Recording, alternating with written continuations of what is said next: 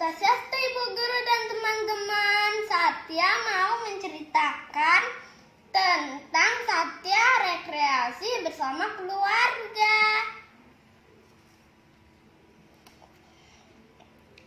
Satya rekreasi di kolam. Kolamnya besar sekali. Di situ ada rumput. Di dekat kolam itu ada rawa-rawa. Ada sawah juga.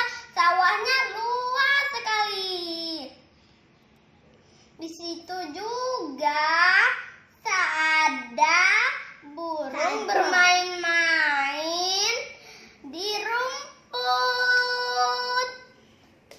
Satya di situ mancing bersama Bapak.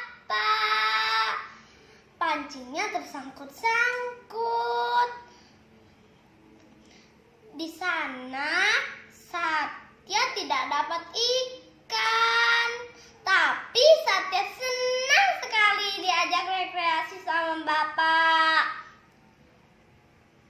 Nah, sudah dulu ya teman-teman.